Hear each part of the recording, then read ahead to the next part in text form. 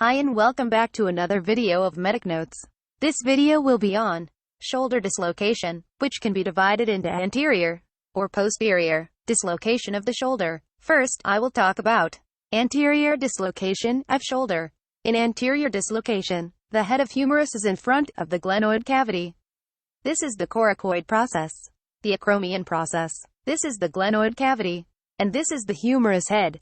The signs to look for is the patient will hold his or her arms in a handshake position. On the other hand, for posterior dislocation, the head of humerus is behind the glenoid cavity. The positive signs for posterior dislocation are Lightbulb sign, internal rotation of the humerus, rim sign, Vacant glenoid sign, and Trough sign. This picture shows the Lightbulb sign.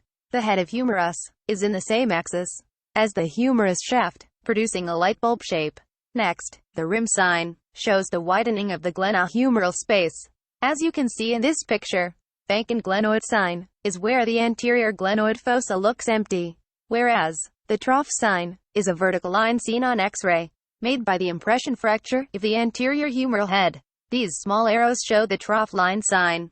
In a posterior dislocation, the anterior aspect of the humeral head becomes impacted against the posterior glenoid rim with sufficient force. This causes a compression fracture on the anterior aspect of the humeral head.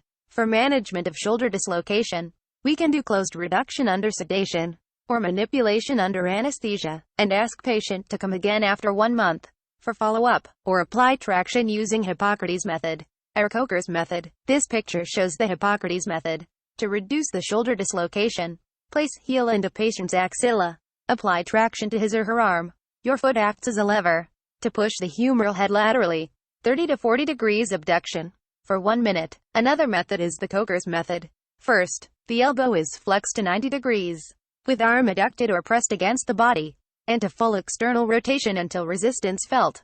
Second, the elbow is lifted, and adducted arm across the chest wall to midline.